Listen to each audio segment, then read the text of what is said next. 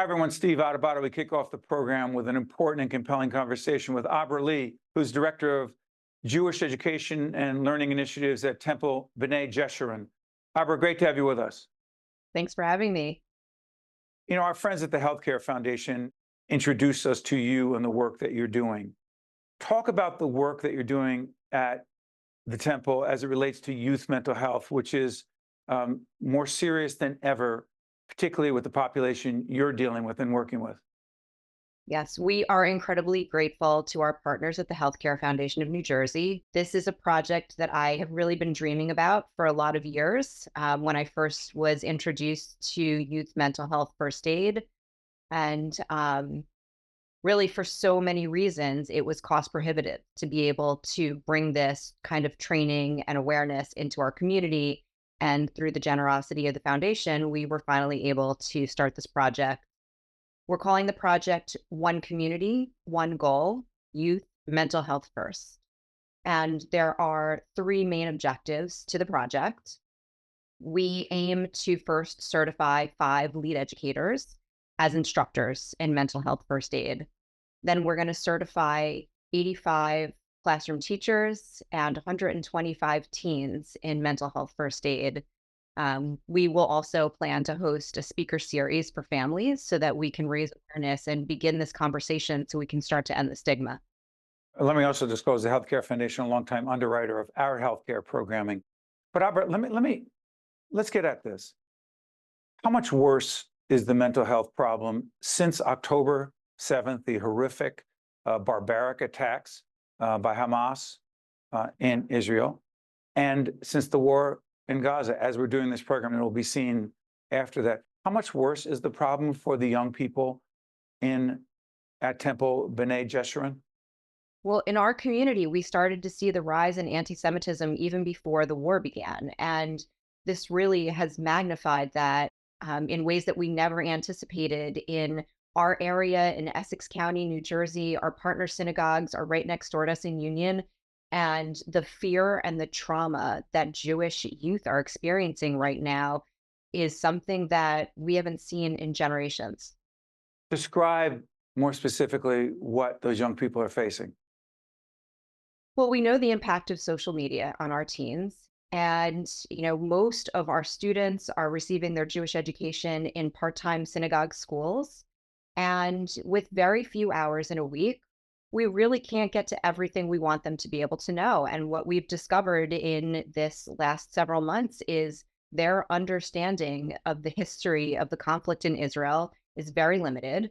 So they're not equipped to be able to answer the questions that they have, that their friends have.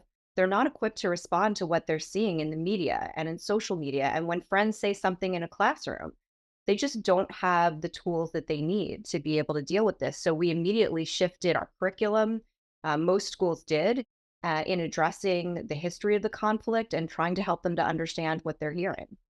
Well, but how is that a mental health issue? Many of our students have family or some connection to Israel. It is our spiritual homeland. And seeing the ongoing war in a place that we've called home has impacted both our youngest students. We have 7-year-olds who are asking us now, why do people hate Jews? That's never a question I thought as an educator I'd ever have to answer to a 7-year-old. Teens, we've been having this conversation for years, but not the young children. They don't understand the hate. They have mostly been taught about Israel in a modern state, culturally. We say often that we have taught our children that Israel is about falafel and camels and everything is beautiful and it's Jewish Disneyland. And when the reality of war and conflict and this history that goes back to biblical times is just punching them in the gut, they really don't understand what to do with this.